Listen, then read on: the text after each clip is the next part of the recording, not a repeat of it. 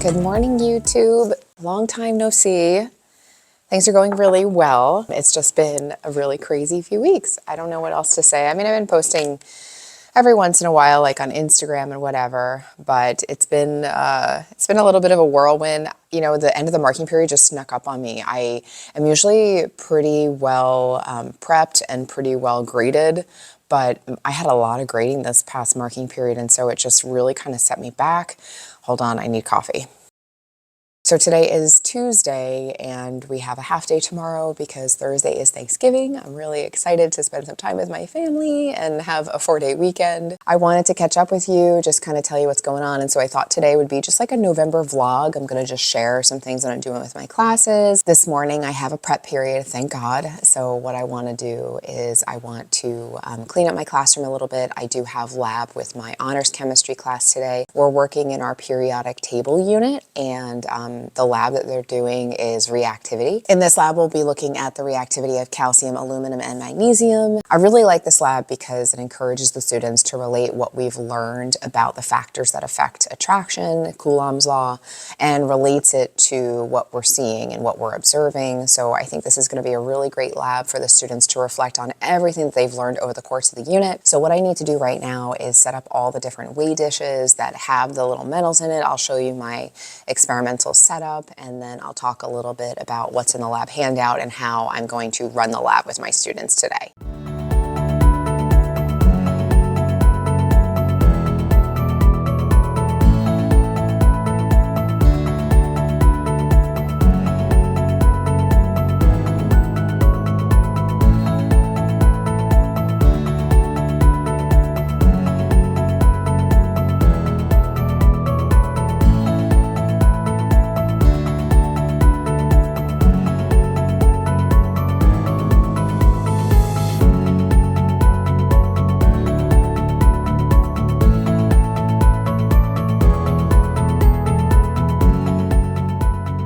As I mentioned, in this lab, my students are going to be looking at reactivity down a group across a period, looking at calcium, magnesium, and aluminum. To get them started on that, one of the things that I thought I would do as well, besides doing the lab with them, is actually put lithium, sodium, and potassium in water so they could examine that trend first. Students always love to watch that. And then from there, after we kind of go through that, so they can kind of see at least the group trend, then they'll move into designing their experiment. And one of the things that I've kept up with, which I've talked about on my channel before, is actually using flowcharts. And so this is an example of a flowchart that my students are given for every lab, where they basically have to write out all the steps of the procedure that they're going to be using. Now, in this particular lab, they're going to have to create a flowchart, but this one's a little bit different because in this lab, they actually have 3 tests that they're able to perform. So they can check for pH, they can look at reaction with water, and reaction with HCl. Now, for my students, a lot of them, they like to just do every single test. And so today, one of the things that I'm going to ask them to do is to just select one test to do. And then based on the data, they can decide whether or not it's conclusive enough or not.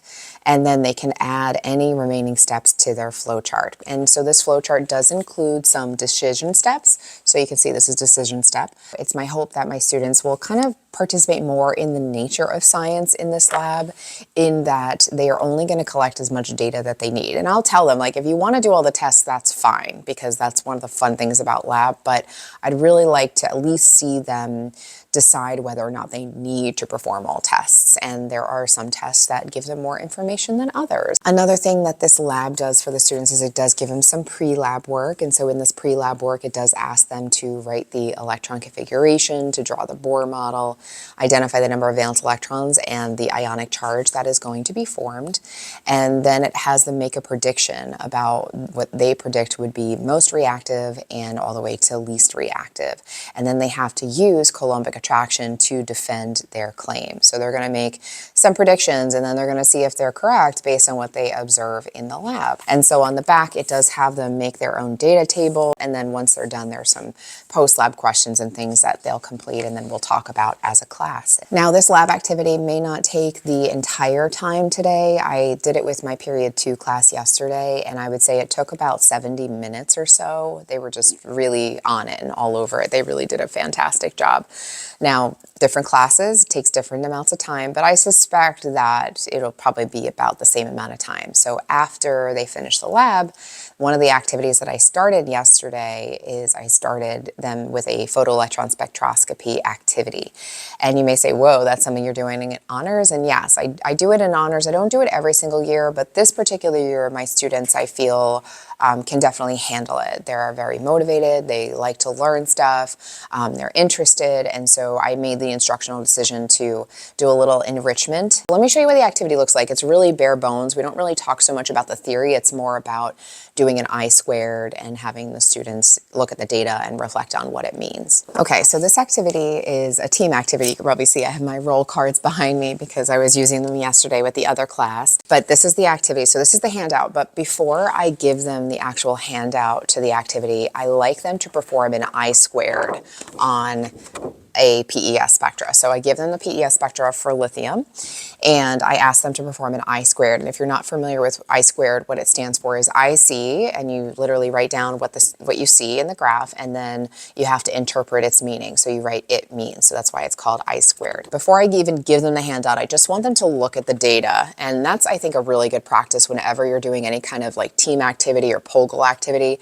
Having them look at the model, having them look at the data will allow your students to have a little bit more success with answering the questions. This is a laminated spectra. I actually blew it up to poster size using Adobe Acrobat Reader. And then I have my students use these little whiteboard markers, these little Expo markers, to write on them. And usually what I have them do is I have them write I see in one color and it means in another color, so I can very clearly see what's what. So I blew it up nice and big because the students will be completing this with their learning team. So usually that's like 3 to 4 students. So I want students to be able to see this nice and clear. Once they perform their I-squared, I usually have students come up and give examples of their I see it mean statements on the board. And then from there, they'll move into the questions. And that's where I'm going to give them this sheet.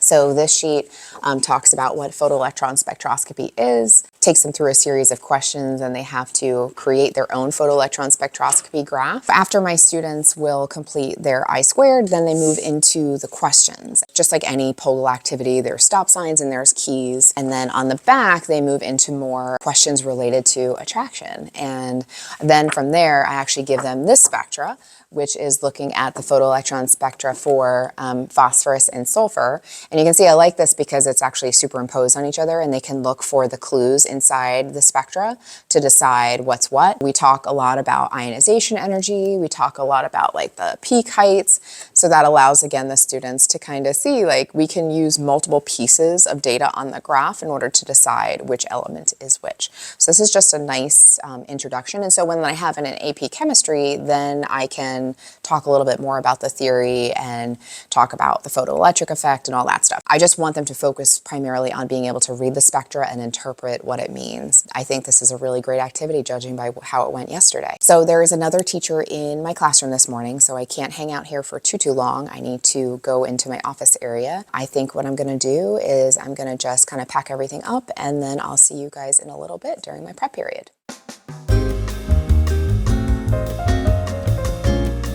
One of the things that drives me crazy about being in the school that I'm in is that I literally have 24 minutes for lunch, and it's like barely enough time to talk to students for a couple minutes after class. It's barely enough time to use the restroom. So it's like I have to like shove food down my throat so I'm not like starving. So I'm gonna talk to you while I eat. So I made, I guess it's called Mexican quinoa stew, and it's really, really tasty and it's very easy. I will find the recipe and link it if you're interested in trying it, but it is just absolutely delicious, especially if you like spicy things. This is very, very tasty. So my thing on the weekends is I love cooking once and like eating all week. So that's been my goal, to keep me sane and keep my lunches going. So I'll tell you a little bit about my day so far. We're at the point in the unit where we're just elaborating. So basically we're extending the ideas, the things that we've learned about, and we're applying it to new situations. So this lab was no exception. And then, as I mentioned, they were doing photoelectron spectroscopy, and you can see the students, they're like really getting it. Like their faces are lighting up and they're like, oh my God, I totally understand this attraction stuff now. So it's really just a very gratifying thing to see as a teacher when we start from the ground up. I remember the activity we just did. It was just like Mendelev's periodic table, right? We started really simple and we kept building and building and building. And now they're able to do some really difficult chemistry with all the tools and all the things that they've been exposed to over the course of the unit. So I'm done with my honor students for the day. I'm moving into AP. My AP kids have a quiz. We're in atomic structure, periodicity, electron configurations, light. We're looking at all that stuff. We did a Beerzall lab, so their quiz is primarily on all of that type of stuff. So I do not follow CED order, so I'm a little bit out of order. So I think that's Unit 1, some topics from Unit 1 and some topics from Unit 3. So the quiz I'm giving them, I specifically chose to give them a multiple choice quiz because I do not want to have a lot of grading to do over the long weekend. I need time to do stuff for me and fill my cup, and I don't think it's fair that, the kids don't have homework, I shouldn't have homework. So I made a conscious decision to say, you know what? Yes, I like FRQs, but I need to take care of my mental health, so I'm making the executive decision and I am not including any kind of FRQ on this quiz. We're just going to do a real quick multiple choice quiz. So I made this quiz. I do a mix of questions that I create, but I also use some questions from AP Classroom. I like to keep them guessing, especially I know that there are some tutors out there that actually share the questions from AP Classroom, which, really shouldn't be done. So I do like to make sure that the integrity of the assessment that I'm giving the students actually reflects what they know. I always like to put my own questions in there. With the new test format, I want my students to feel really comfortable answering questions on the Chromebook. That's why I am constantly making the executive decision to administer their assessments on their device. Speaking of, you probably just heard the bell. Believe it or not, my lunch period is over and I'm still not done eating. Fortunately, I'm giving the quiz right away in my class, so that means that I could probably finish up eating while my students are taking their quiz. So I will check in with you during my period 9 prep today. It is my prep period. I got one more period to go. Administering the quiz in my first AP class was a little rough. I was trying the lockdown browser for the first time today and I wasn't quite sure how it worked. So I fortunately had a really wonderful tech person come up and help me out. So I was finally able to get it work, but we did start class probably close to about 15 minutes late. Unfortunately, I didn't have a whole lot of time, but my students did take the quiz. They did very, very well on it. And then we transitioned into learning about bond types. So now we're in bonding in AP Chem. After school today, I have a whole bunch of students coming for extra help. And I do have a few students coming to participate in an assignment intervention. If you're not sure what that is, I haven't talked about it yet on my channel, but basically these are a set of routines that my students engage in whenever they do not complete their homework assignment. So that's a video that's coming. For right now, I'm gonna get ready for my assignment intervention, my extra help sessions after school today. But I just wanna take a moment to say thank you. Thank you for being here. I hope you're able to take some of the things that I talk about on my channel and bring them back to your classroom and use them in your classroom. As always, I welcome your feedback. Please don't hesitate to leave a comment down below or reach out to me at MsRazz ChemClass on all social media platforms. I hope you have a absolutely wonderful, peaceful, happy Thanksgiving with you and your family, and I'll be sure to check in with you all in a couple of weeks.